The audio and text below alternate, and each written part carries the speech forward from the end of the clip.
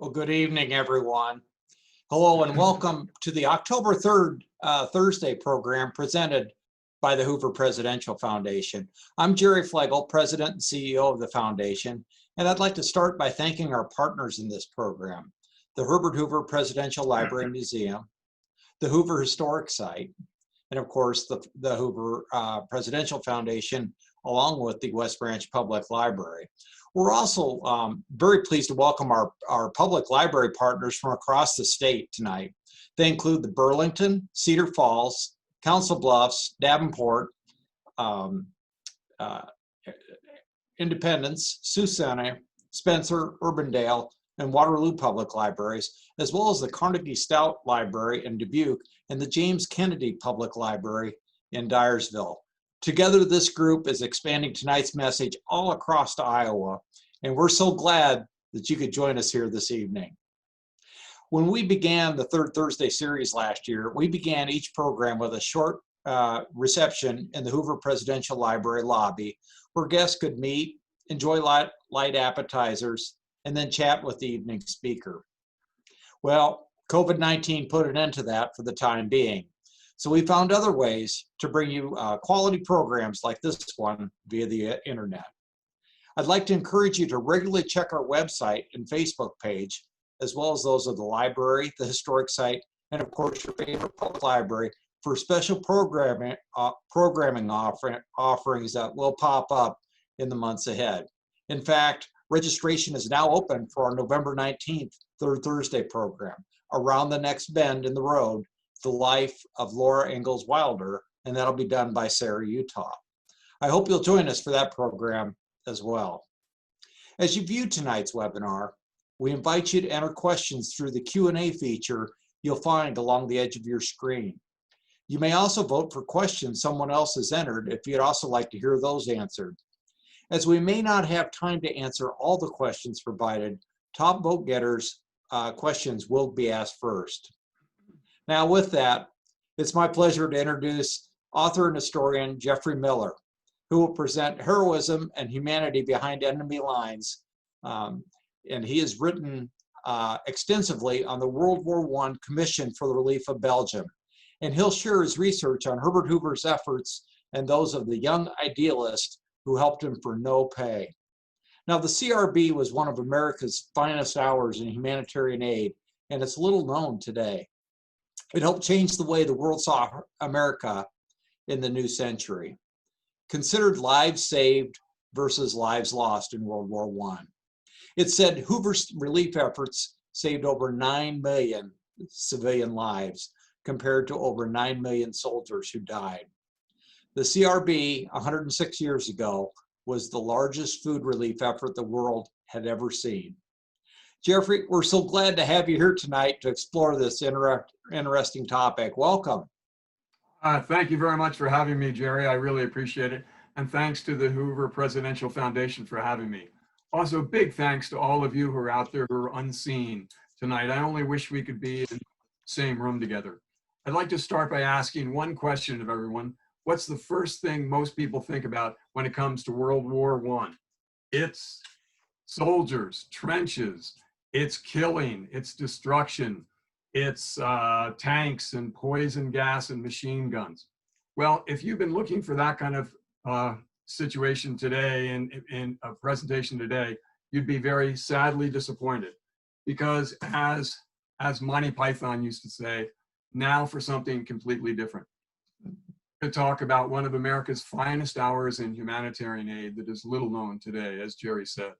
Sadly, it's little known today because I believe the American people have blamed Herbert Hoover for the Great Depression and in the process have ignored all that he did before becoming president. As I like to say, Hoover's fall from grace has been so well documented, yet his initial rise to greatness has all but been forgotten. I'm here tonight to change that. During World War I, Herbert Hoover founded and ran the non-governmental Commission for Relief in Belgium, or CRB, together with the help of his Belgian counterpart, the Committee Nationale. They did something that was incredible. They saved lives rather than took lives during the most horrific war the world had ever seen. Historians generally agree, as Jerry said, that nearly 10 million soldiers died in World War I from 1914 to 1918. During that same 4 years, nearly 10 million Belgians and French civilians trapped behind German lines were saved from starvation by the CRB and CN. It became the largest food relief program the world had ever seen. And more importantly, it was not all about charity. Hoover brought sound business practices to the concept of humanitarian relief. He wanted to help citizens, but he also wanted to restart the economy so that those who could pay for food would be able to, while those who couldn't pay would receive relief for free. That was done by having every entity along the distribution chain charge slightly more than cost, so that that small profit might then be able to pay for the charity part of the relief. Before I get into how the CRB came into being and give you some stories of fascinating individuals, here are a few statistics that might be able to impress you. More than 5 million tons of materials were shipped and distributed. 55,000 Belgians and French helped to handle all of the distribution preparation of the food. And they spent nearly $1,1914 US on the relief. To put some of this in perspective, nearly every day, 50 ships during the 4 years of the war, every day, 50 ocean-going ships were traveling from around the world to the neutral port of Rotterdam, where the food was transferred to hundreds of canal barges, which were then pulled into German-occupied Belgium. It was an incredible feat, especially because it was taking place during the greatest, most horrific war the world had ever seen. And think about it. 100 years ago, there were no cell phones, no commercial aviation, radio, TV, internet, anything we take for granted today. The entire operation was started by and supervised by Hoover and a small group of Americans. Before I go into this story, however, I really need to make one very important point. Sadly, the CRB and CN were definitely products of their time, which means that women weren't ever considered for executive positions within either organization. And only one woman, her name was Charlotte Kellogg, was officially recognized as a CRB delegate. She had been born in Grand Island, Nebraska, graduated from the University of California, and was the head of the English department in a private school. She was also the wife of Vernon Kellogg, who became one of the directors of the CRB, and she accompanied him into German-occupied Belgium. Charlotte was asked by Hoover to document the lives of Belgian women and children, and she did so admirably in numerous published books, including Women of Belgium and Bobbins for Belgium, a book of Belgian lace, lace workers, lace schools, and lace villages. Charlotte was one of a countless array of women who were active in the relief efforts. They included such women as Lou Henry Hoover, wife of Herbert Hoover, who helped to organize state and state CRB committees, and Josephine Bates, who helped to develop in New York what was called the women's section of the CRB, which became an integral part of the state and local CRB committees, helping to stimulate and coordinate donations of food, clothing, and money. It's sad to note that much of the available research material regarding the CRB, the CN, and German-occupied Belgium reflects that time and the supposedly secondary nature of women played in food relief. In my most recent book about the CRB, I state that I could not do full justice to the tremendous role that women played on both sides of the Atlantic, but I did attempt to show numerous tips of the huge icebergs that lay below. So with that caveat in mind, I'll continue now. And to understand the CRB and how it came to be, I need to kind of set the scene a little bit here. So here is an image of all of Europe in 1914, just before the war. Wedged between the large country of France and the larger country of Germany is this tiny little country of Belgium. And Belgium had been a land owned by so many different countries until 1830. That was when it became its own country. That's less than 100 years before the start of the war. Before becoming a nation, the land it encompassed was known as the cockpit of Europe. And the cockpit was not an aviation term. This was the cockpit, the concept of taking two roosters and throwing them into a pit and seeing who survived. So what that meant was that that land, which was now the country of Belgium, had been fought over. All the different countries had brought their own fights to that land and had fought over it for centuries and centuries. The most recent had been in 1815 with Napoleon at the Battle of Waterloo when he lost his battle. So before becoming a nation, think about it, this land, it was in 1830, the land finally became its own country. And in 1839, the Treaty of London established Belgium's neutrality, just like Switzerland.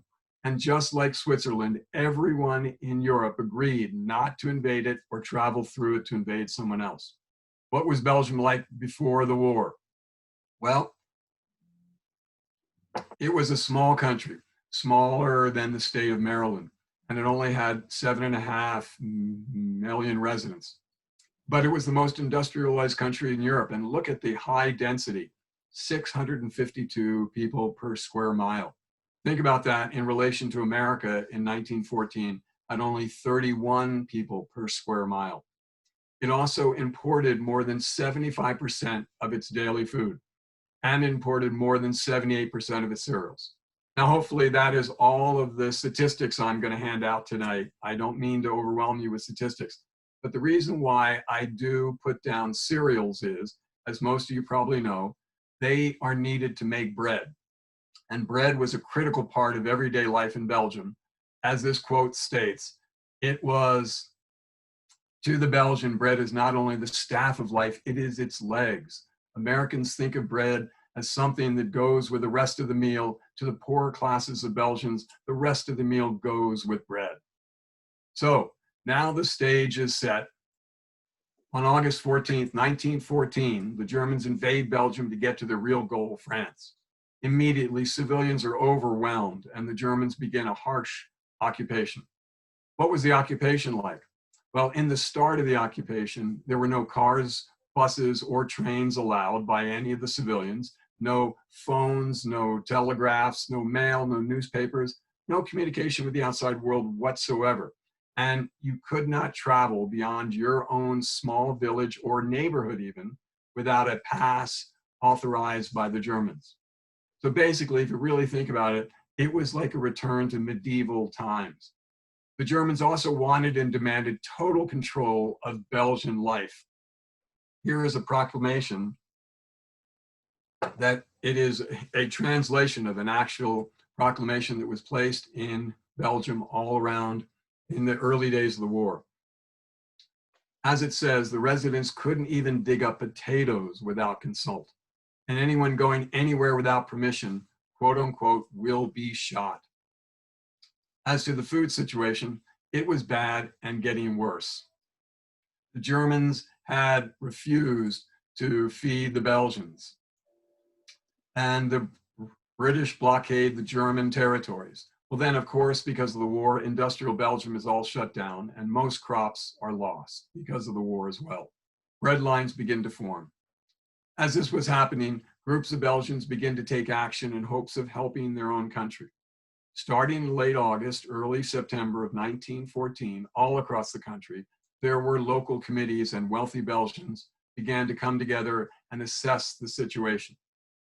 They petitioned the Germans to allow representatives to go into neutral Holland to buy food to be brought back into the country. By far the largest such group was formed in Brussels under the leadership of Belgian financier Emile Franqui. And Emile Franqui, that group also had a few Americans as members, including the Secretary of the U.S. legation in Brussels, Hugh Gibson. Within a short period of time, when it was realized that the war would last longer than everyone thought, all the local and regional efforts were consolidated into Emile Franqui's group named the Committee Nationale, or CN. The CN sent an American named Shallard, Miller Shallard, to find and buy food. He first tried to go to Holland, but he couldn't find any food there to buy. So then he went on to London, where he met Herbert Hoover. To better understand how our man, Herbert Hoover, fits into all this, it's important to know what was happening in August 1914 beyond the actual fighting. Think about it. It was August. What usually happens every August? Summer vacation. It was the peak of the European tourist season, and there were over 100,000 US tourists trapped in Europe because of the war. And think about it, all the transportation was shut down, all of the communications were shut down, the financial world was in chaos. You couldn't get anywhere. So suddenly Americans were stuck there, over 100,000 of them. Now, America had already declared itself neutral during the war and would stay that way for the next 3 years of the war.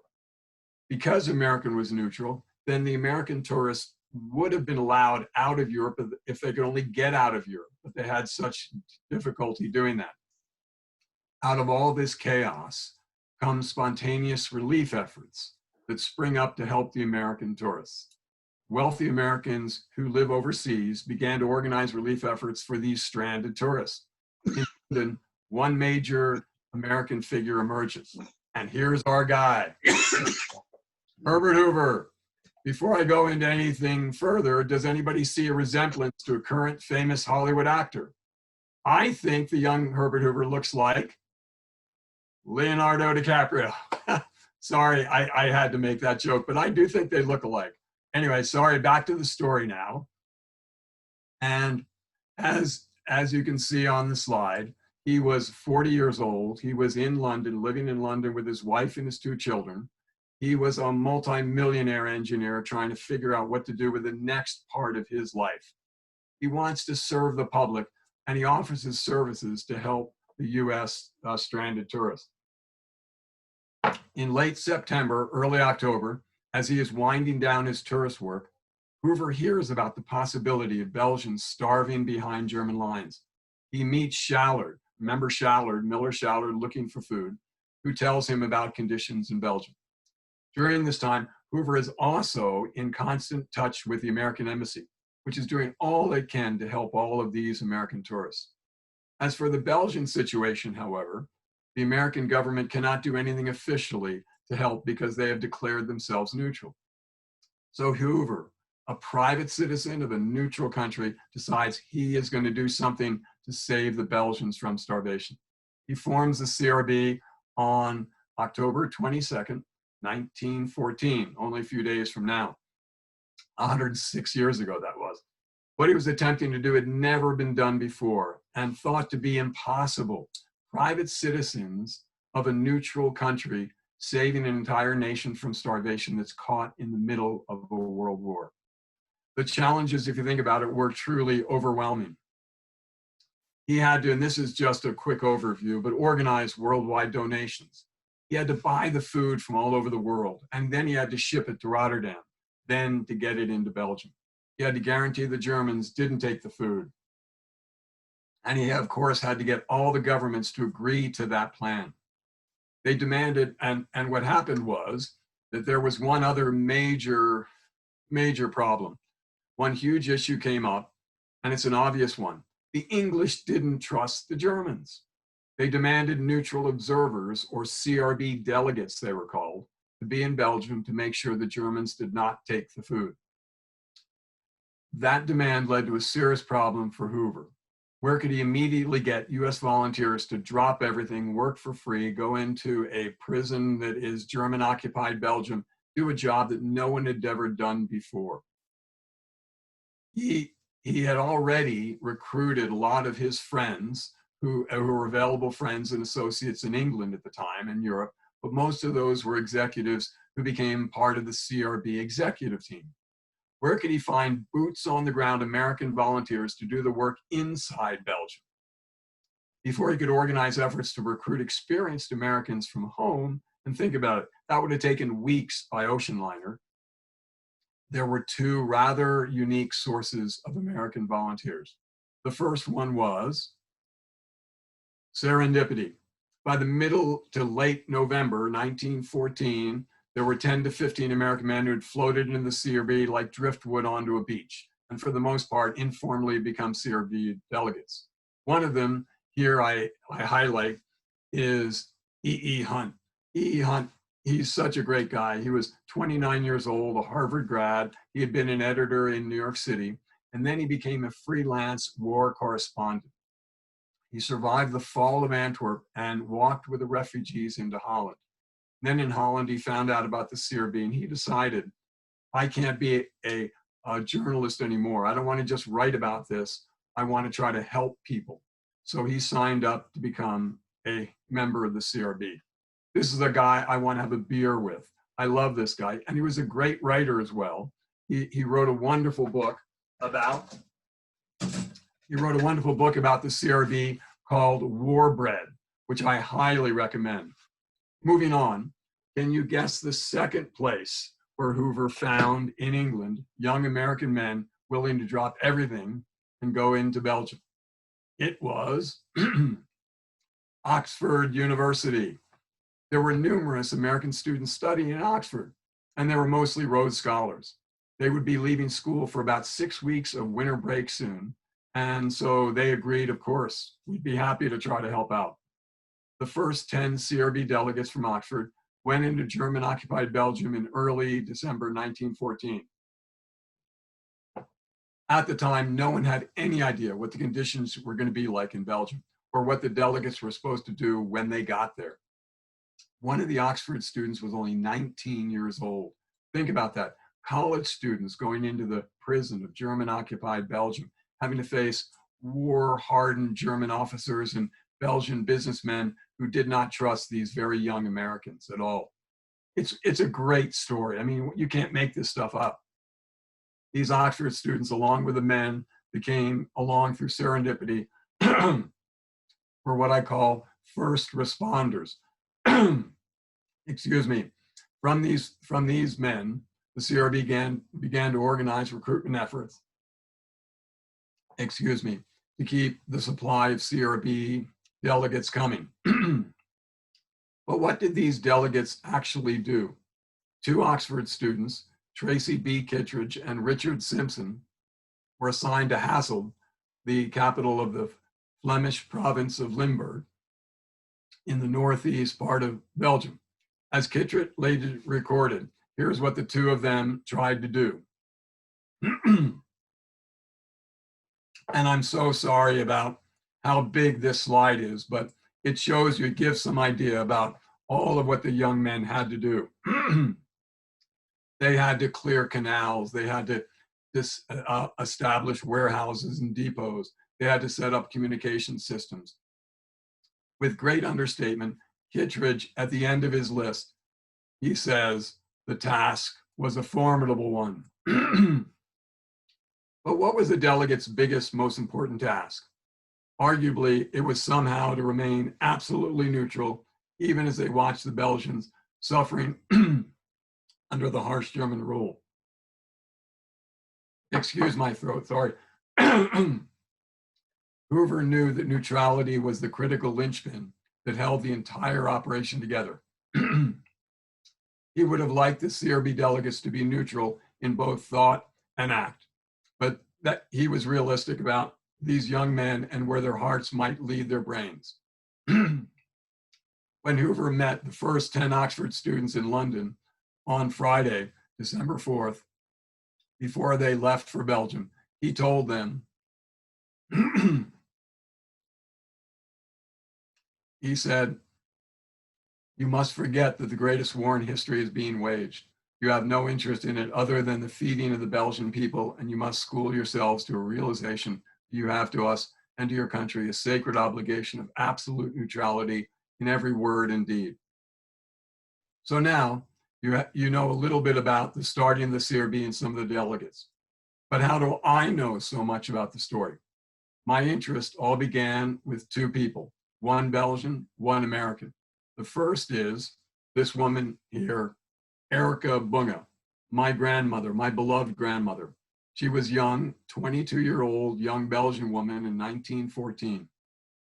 She had 4 sisters, and her father was Edward Bunga, a very successful Antwerp merchant.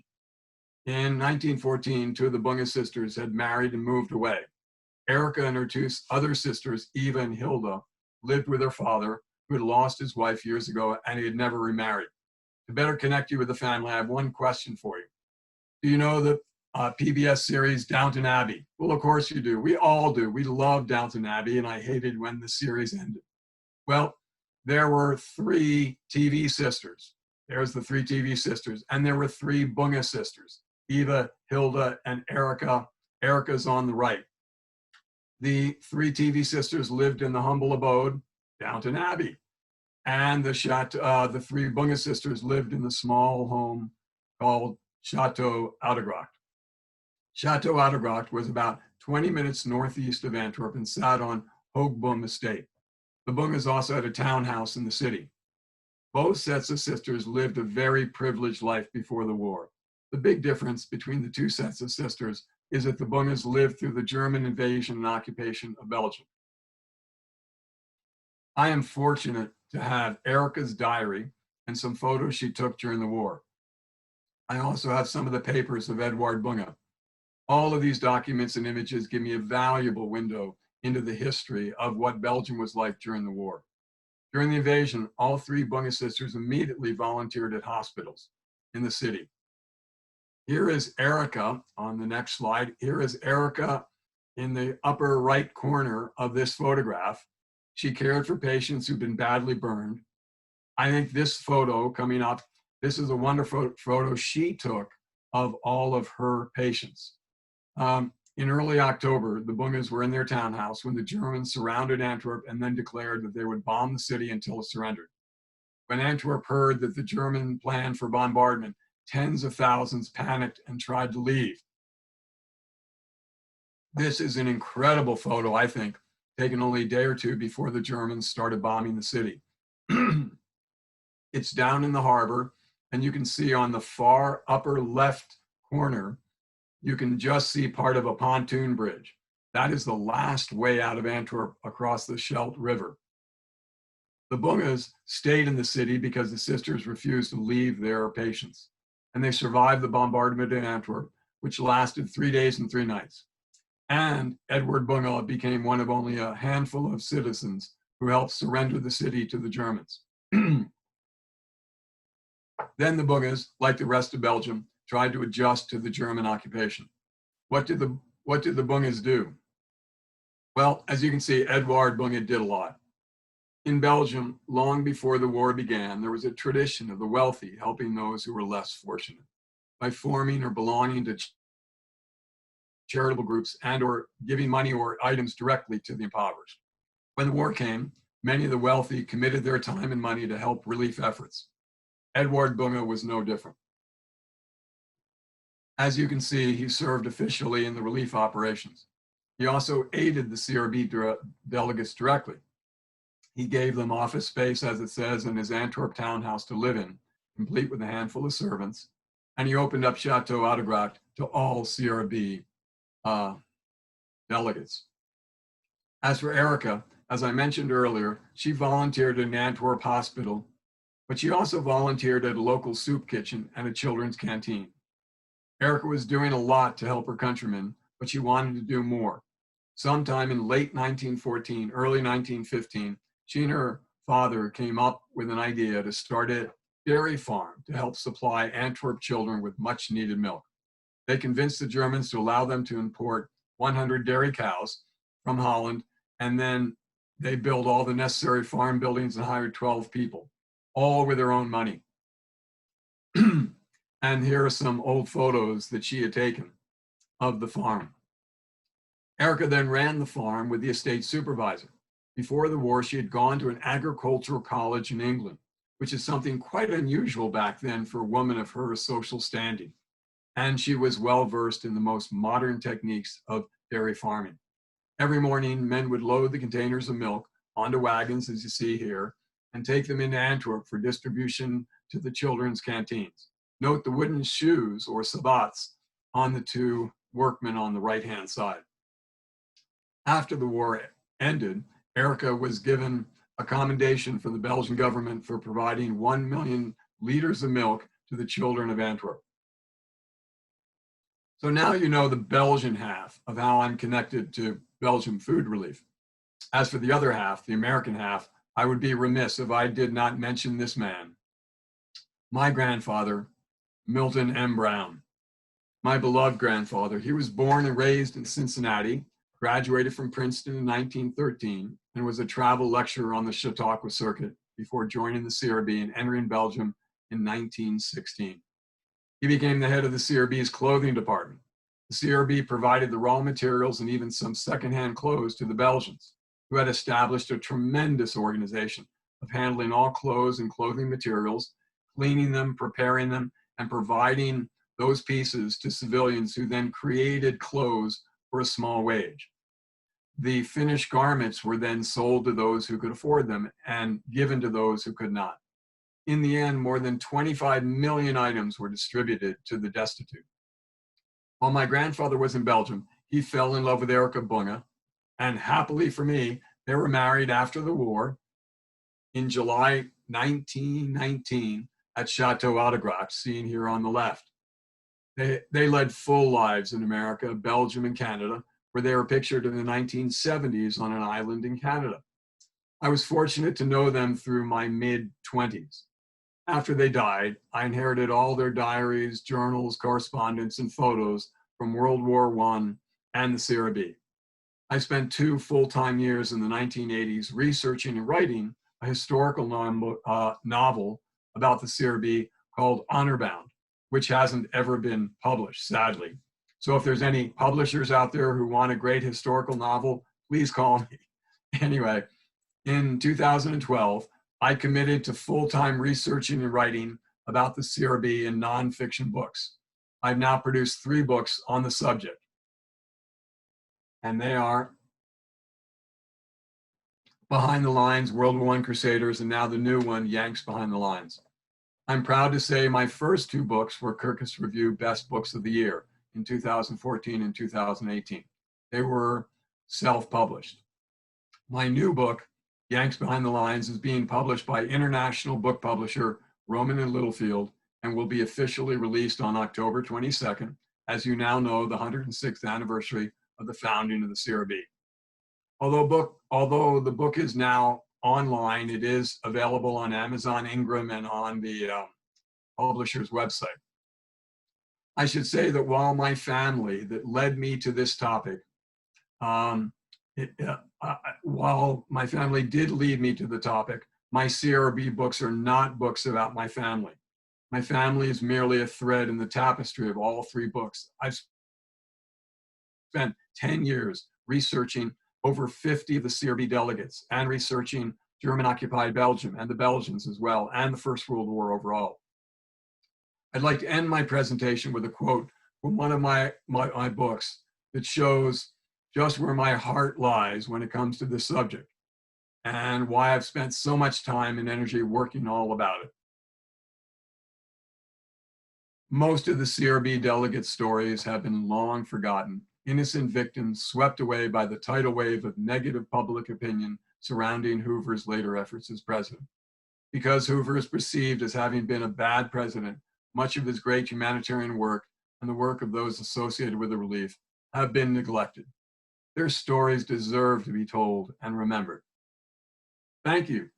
That is my overview presentation, and I have a few minutes left, I think, so I wanted to give you a little show and tell, if we have a moment or two.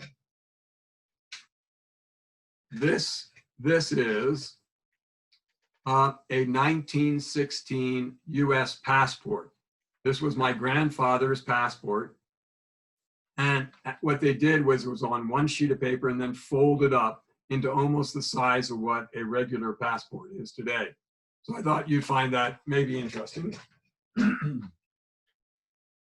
He had this, which was a document saying that he belonged to the CRB, and he carried this with him all the time to show anyone. And he had this document in German with his photo on it as well for the German sentries who could not read English, so that they would know that he was part of the CRB as well. And this is one of, remember I told you that every Belgian needed a pass to go anywhere at all while in the occupation. This is a pass that my grandmother had that got her into Holland to go look for and to buy the cows to bring back to start the dairy farm. And then finally, this just to show you, and I'm not going to show this to you, but I have 5 of these, which are all the correspondence. This is, and you can't see it very well, but this is packed full of correspondence. My grandfather wanted to write a book about his CRB experiences. So what he did, which helped me tremendously, even though he didn't realize he was doing it at the time, he asked all of his family and friends to send him back all of his correspondence from those years when he wrote while in Belgium. And so I had all of that to start with, which was just incredible. And then I had my grandmother's photographs, diary, all of that as well. So that's it for my presentation tonight. And I hope you enjoyed it and found some interest in it. Very good. Well, thank you, Jeff. Got a couple questions on there, and if Sure. Listeners want to go ahead and type questions in, we'll go ahead and answer. Ask those if we got a few minutes here. One is with your grandfather. How did he particularly get interested in the CRB, and how did he go about maybe getting in to doing that? That's a great question. It was, even though the CRB was so incredibly well organized and organized along business methods and all of this that had never been done before in humanitarian aid, the one thing they really fell down on was recruitment. It was basically more an old boys club of who knew who to recommend who would be able to get into the club. And so they never really systematized or organized their recruitment of the people. So there was a gentleman named Joe Green. Joe Green came from Cincinnati as well, and he joined the CRB. And when he joined the CRB, he wrote to my grandfather, who was a friend, and said, "Milton, you need to join the CRB." So Milton then contacted the office in New York City, their CRB office in New York City, and said, "I want to join up." So they said, "Well, do you speak French? How well do you speak French?" And asked how old you were and this and that. And at that time, at 1915, at the end of 1915, they had gotten too many young men who didn't work out as well as they'd liked. So they were looking for more mature people. They were saying, "Well, you're a little young," and all that. So he took a train on his own initiative, went out to New York City, and stood there in the offices and said, "Hey, I can speak French. I want to go, this, and this," and on, and really pushed hard on the interview process. And they finally agreed, "Okay, you can go." So he went. And so they didn't ever have a formal process to get recruits into the CRB at all, sadly. Interesting. Well, we've got a question. This is actually from Herb Strands, and Herb actually is from the Des Moines area and has actually had a couple blogs in just in the last couple of weeks that he's wrote about Herbert Hoover and the Presidential Library Museum, so forth like that. But Herb asks, have you received any honorary degrees or other recognition from Belgian universities for your work and research, Jeff? That is a wonderful question. I wish I could answer in the affirmative. I had self-published my 2 other books, and then this book is now being published by an international publisher. So the exposure wasn't great. What I also should explain too is, as a lot of people out there might know who are librarians, that I am a non-academic historian. I have a history degree, but I am not an academic historian. I'm not tied to a university. And therefore, as a non-academic historian, similar to a David McCullough or a Barbara Tuchman, I'm just a journalist who loves history and has been studying history for a long time. So it's not usual for academic organizations to acknowledge and or to promote non-academic historians, if you know what I mean. Well, very good. But I thank you for, that's very kind of you. I wish you would write to the historians. And I should, one other thing I should also say, and excuse me for the shameless self-promotion for a moment in time, but my 3 books are the first books focused solely on the CRB in 30 years, since George Nash's book on the CRB and Herbert Hoover. These are the first 3 books since the 1980s. So although I know of 4 historians now, academic historians I know, 4 historians around the world who are working on 4 different CRB books. So I'm just happy I got my books out before anybody else did. So, well, Jeff, we've also got a question. Did Milton Brown meet Hoover, and what kind of encounters did he have with the chief? He had quite a few encounters with the chief. His first meeting, which he wrote about in his diary, was he had already been recruited. He already gotten to Belgium, and he was in there for about a week or so before Hoover showed up in the offices, and he got to meet him in an elevator for about like 5 seconds in the elevator and said, Mr. Hoover, I'm Milton Brown. And, he's a young man, very enthusiastic like I am. And he probably said all kinds of stupid stuff, saying how much he honored him and appreciated that he was given this opportunity. Later on, he worked with Hoover a great deal in London. After we entered the war in April of 1917, all the CRB delegates had to leave, American delegates had to leave out of German-occupied Belgium, and they were taken over, their places were taken by Dutch and Spanish, who were both neutrals. So they kept on Milton Brown because he was organizing the largest clothing order the world had ever seen. It was going to be made in England for the Belgians. And so he worked with Hoover on this, and he really got to admire him and got to know him so well. He really tried to help also in the Second World War. When the Second World War hit, Hoover and a group of CRB men, including my grandfather, tried to restart the CRB. It never happened, but they tried to do that as well. I see. Okay, great. Well, Laura writes, what a gift your grandfather provided by keeping all of those documents. And her question is, do you plan to donate his papers to the Hoover Museum or another cultural institution so they can become a part of a permanent archive? And I think you've got an archive right there right now, Jeff. But and thank you for that question. I strongly believe in this. I even talk to young kids about writing diaries out. Don't just do it on the internet. Just don't use your computer all the time. Try to write things in a diary form as well. I have already approached the Herbert Hoover Presidential Library and Tom Schwartz, the director, and they already know of my whole collection, and they are going to get my whole collection when I die, which hopefully will be in a long time, but you never know. And so yes, I firmly believe in that. And more interestingly, that you might enjoy, Jerry, is the other big institution is the Hoover Institute at Stanford. And I thought there's so many CRB documents out there. And I decided on the Hoover Presidential Library to give my material to instead of Hoover Institute, because it would have been lost in all the bigness of that place. The Herbert Hoover Presidential Library has such a great hands-on operation with great staff that I love and I've worked with for a long time, and I respect them so much. I want them to have my material. Well, very good. Well, thank you. Thank you. Appreciate that. And another question is if you could just please talk maybe just a little bit more about the role of the CN. I mean, that is another really forgotten aspect of the whole food relief effort during World War I.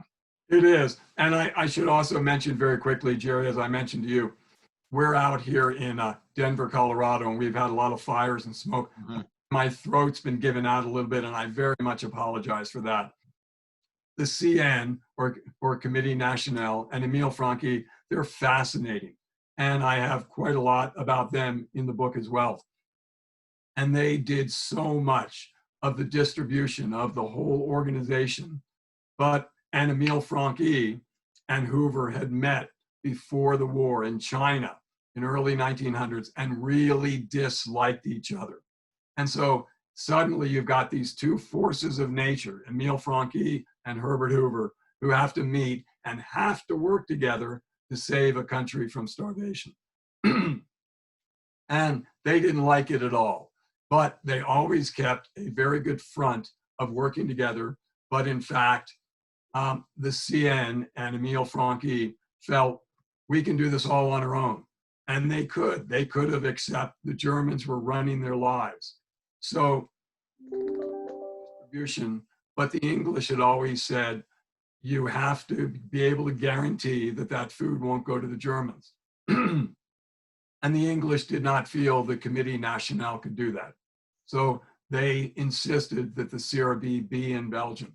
So there was a lot of tension between those two organizations, but they were two great organizations doing great things, and they put down their differences to be able to help each other to do this for their country. Okay, great. Well, Mark asked, he says, how did the Germans react to the food relief effort? There was the civilian government, excuse me, there was the civilian German government, and then there was the military. The civilian government, they wanted the food relief to go through because they knew that there was a PR campaign, or excuse me, they knew the strength of PR in world opinion. And they knew that through the invasion and some of the horrors that happened there, and then the Lusitania and other things that went on, the Germans did not have a very good PR around the world.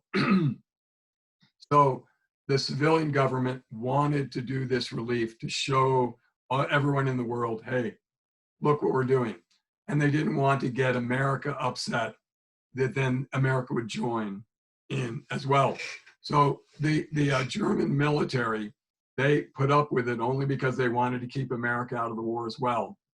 But they hated the idea that there were only over 50 CRB men traveling around Belgium all the time who could be spies for the Allies. And they always accused the Americans of that. So there was the German civilian government and the German military, and a lot of different between those two.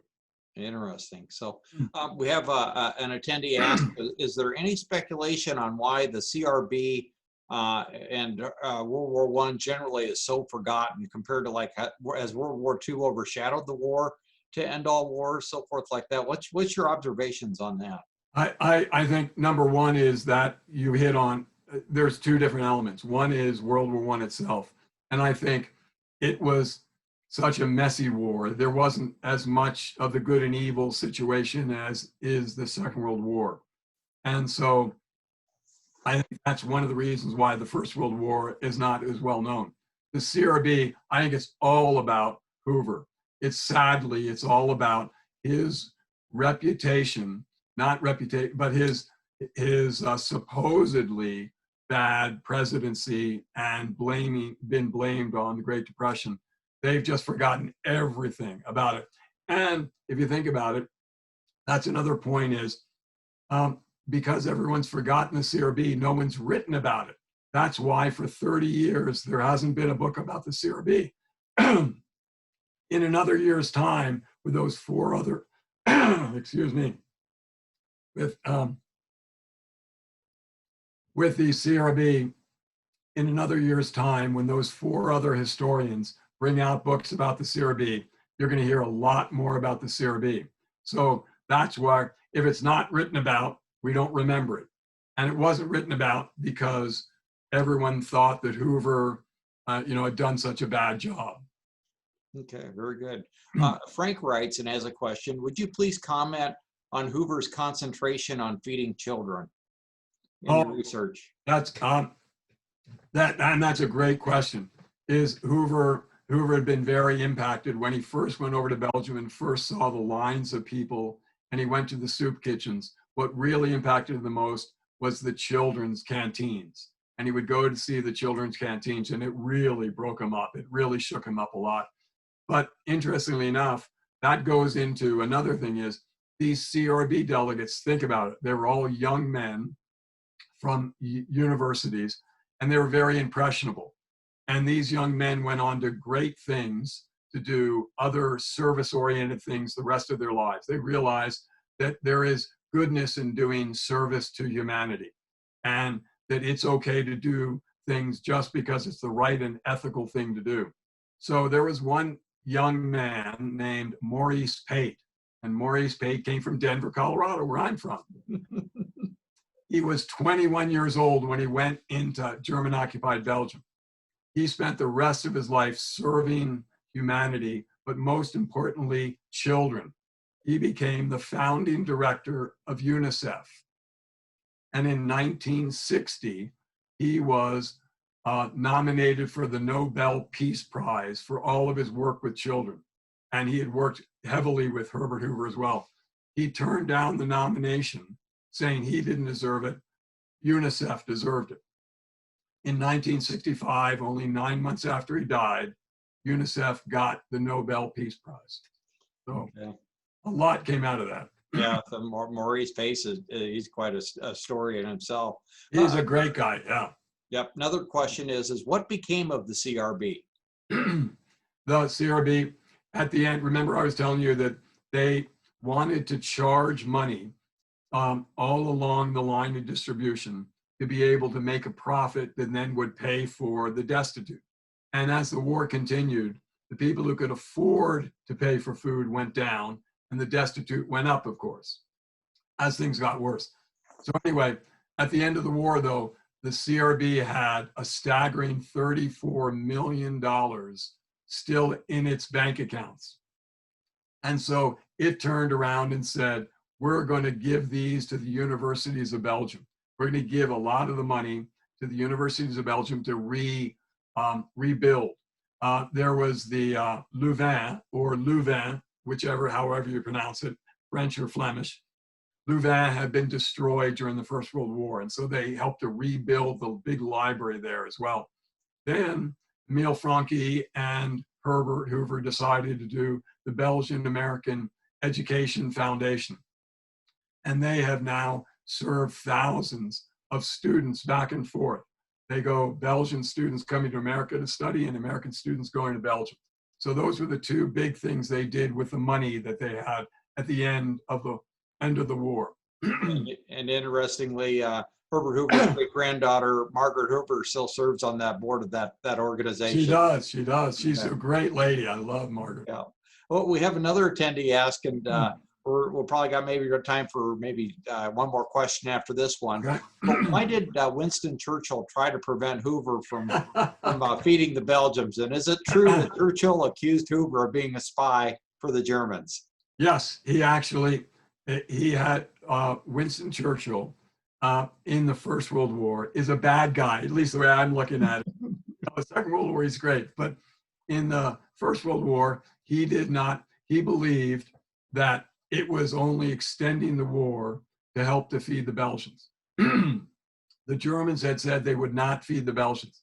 So Winston Churchill said behind closed doors, he and Kitchener, Lord Kitchener, who was the head of the army, they believed that if no one fed the Belgians would riot, then the Germans would have to take soldiers off of the trenches and try to control the riots.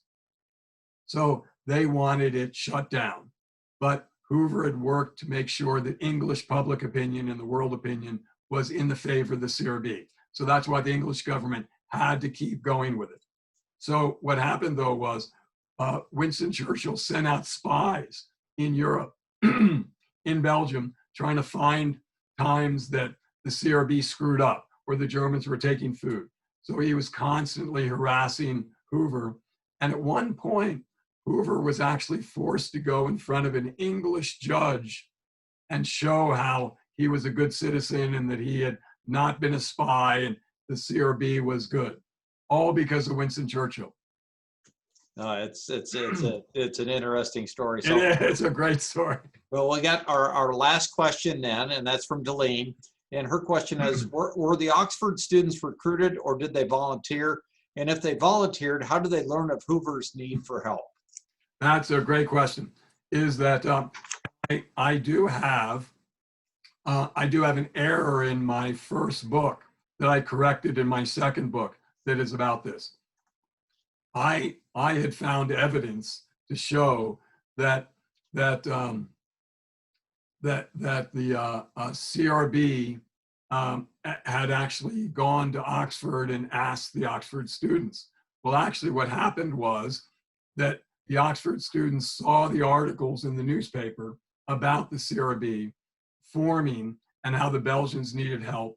And so Oxford students then went to Herbert Hoover, approached the CRB and said, we saw these articles. Would you, care to use us? We'd love to go. And of course, these were young men who were excited to go behind German lines and do something thrilling and exciting, as well as trying to help people as well. So that was great. Well, I tell you, and so appreciate it. And I guess I would encourage any listeners to definitely take a look and buy Jeffrey's books. They're a great resource. It's a period of history.